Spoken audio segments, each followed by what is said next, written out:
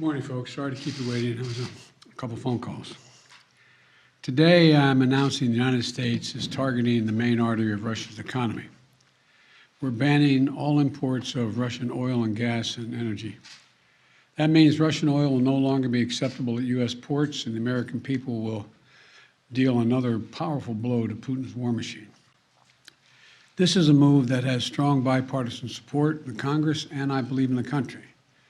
Americans have rallied to support the Ukrainian people and made it clear we will not be part of subsidizing Putin's war. We made this decision in close consultation with our allies and our partners around the world, particularly in Europe, because a united response to Putin's aggression has been my overriding focus, to keep all NATO and all of the EU and our allies totally united. We're moving forward with this ban, understanding that many of our European allies and partners may not be in a position to join us. The United States produces far more oil domestically than all the European countries combined. In fact, we're a net exporter of energy. So we can take this step when others cannot. But we're working closely with Europe and our partners to develop a long-term strategy to reduce their dependence on Russian energy as well. Our teams are actively discussing how to make this happen, and today we remain united. We remain united in our purpose to keep pressure mounting on Putin and his war machine. This is a step that we're taking to inflict further pain on Putin, but there will be cost as well here in the United States. I said I would level with the American people from the beginning, and when I first spoke to this, I said defending freedom is going to cost. It's going to cost us as well in the United States. Republicans and Democrats understand that. Republicans and Democrats alike have been clear that we must do this. Over the last week, I've spoken with President Zelensky several times to hear from him about the situation on the ground and to consult and continue to consult with our European allies and about U.S. support for Ukraine and the Ukrainian people. Thus far, we've provided more than $1 billion in security assistance to Ukraine. Shipments of defensive weapons are arriving in Ukraine every day from the United States, and we, the United States, are the ones coordinating the delivery of our allies and partners of similar weapons, from Germany to Finland to the Netherlands. We're working that out. We're also providing humanitarian support for the Ukrainian people, both those still in Ukraine and those who have fled safely to a neighboring country. We're working with humanitarian organizations to surge tens of thousands of tons of food, water, and medical supplies into Ukraine, and with more on the way. Over the weekend, I sent Secretary Blinken to visit our border between Poland and Ukraine and to Moldova to see what the situation was firsthand and report back. General Milley, Chairman of the Joint Chiefs of Staff of our Defense Department, was also in Europe, meeting with his counterparts and allies on NATO's eastern flank to reassure them, those countries bordering Russia, NATO countries, that we will keep our NATO commitment, a sacred commitment of Article 5. The Vice President Harris is going to be traveling to meet with our allies in Poland and Romania later this week as well. I've made it clear that the United States will share in the responsibility of caring for the refugees so the costs do not fall entirely on the European countries bordering Ukraine. And yesterday I spoke with my counterparts in France, Germany, and the United Kingdom about Russia's escalating violence against Ukraine and the steps that we're going to take together with our allies and partners around the world to respond to this aggression. We are enforcing the most significant package of economic sanctions in history, and it's causing significant damage to Russia's economy. It has caused Russian economy to, frankly, crater. The Russian ruble is now down to 50%, by 50% since Putin's announced his war. 1 ruble is now worth less than 1 American penny. 1 ruble is less than 1 American penny. And we're preventing Russia's central bank from propping up the ruble and to keep its value up. They're not going to be able to do that now. We cut Russia's largest banks from the international financial system, and it has crippled their ability to do business with the rest of the world. In addition, we're choking off Russia's access to technology like semiconductors and sap its economic strength and weaken its military for years to come.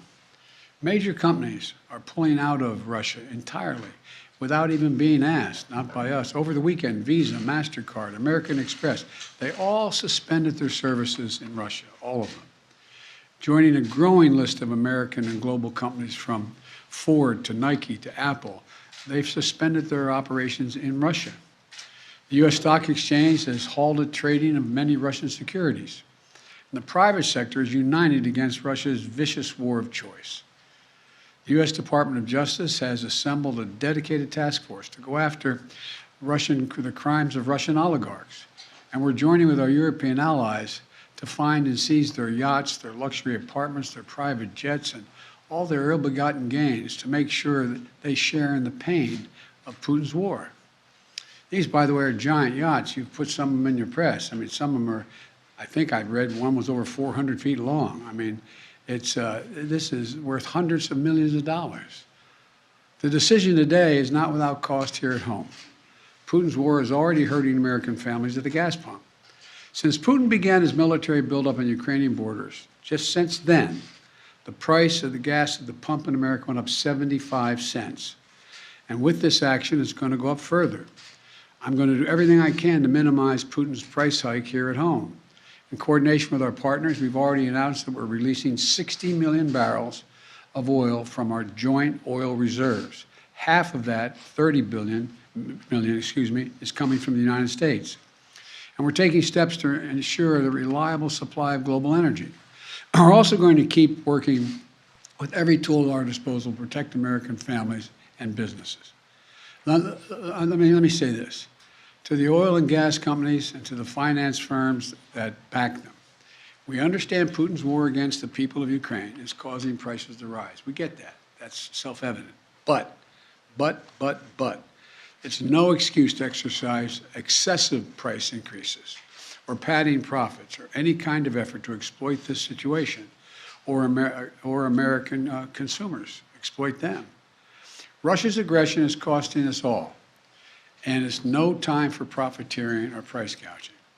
I want to be clear about what we'll not tolerate, but I also want to acknowledge those firms and oil and gas industries that are pulling out of Russia and joining other businesses that are leading by example. This is a time when we have to do our part and make sure we're not taking advantage. Look, let me be clear about two other points. First, it's simply not true that my administration or policies are holding back domestic energy production. That's simply not true.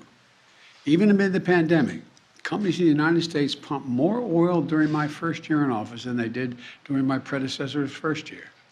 We're approaching a record levels of oil and gas production in the United States, and we're on track to set a record of oil production next year.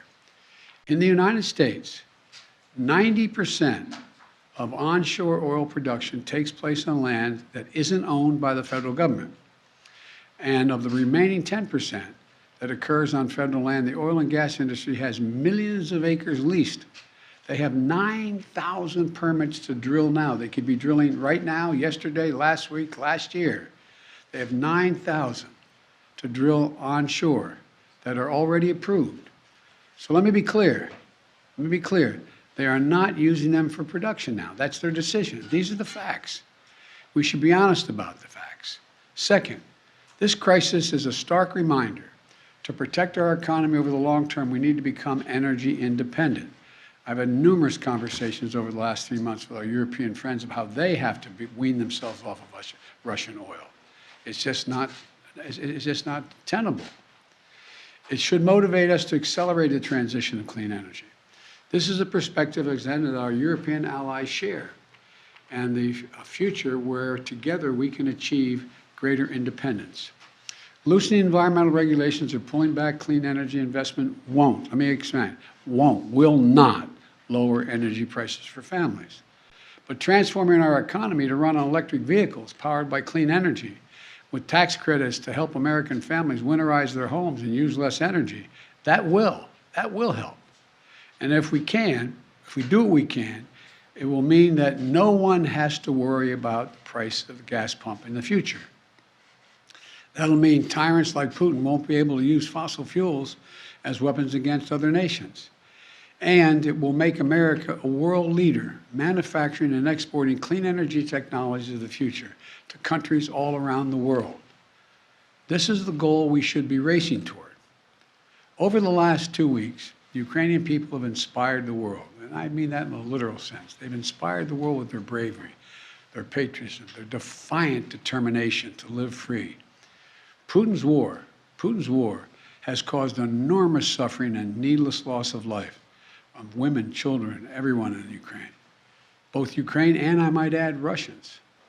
Ukrainian leaders, as well as leaders around the world, have repeatedly called for a ceasefire, for humanitarian relief, for real diplomacy.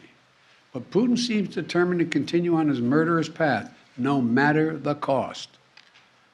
Putin's now targeting cities and has been targeting cities and civilians, schools, hospitals, apartment buildings.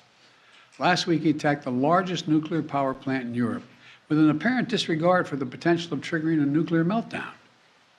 He has already turned 2 million Ukrainians into refugees. Russia may continue to grind out its advance at a horrible price, but this much is already clear. Ukraine will never be a victory for Putin. Putin may be able to take a city, but he'll never be able to hold the country. And if we do not respond to Putin's assault on global peace and stability today, the cost of freedom and to the American people will be even greater tomorrow. So we're going to continue to support the brave Ukrainian people as they fight for their country. And I call on Congress to pass the $12 billion Ukraine assistance package that I have asked them for of late. Ukrainian people are demonstrating by their physical courage that they are not about to just let Putin take what he wants. That's clear. They'll defend their freedom, their democracy, their lives. And we're going to keep providing security assistance, economic assistance, and humanitarian assistance. We're going to support them against tyranny, oppression, violent acts of subjugation. People everywhere, and I think it's maybe even surprised some of you all, people everywhere are speaking up for freedom. And when the history of this war is written, Putin's war on Ukraine will have left Russia weaker and the rest of the world stronger. May God bless all those heroes in Ukraine. And now I'm off to Texas. Thank you very, very much. I know there's a lot of questions. I know there's a lot of questions, but there's a lot more that has to be made clear, and I'm going to hold on that until we get more information. Thank you. Appreciate it.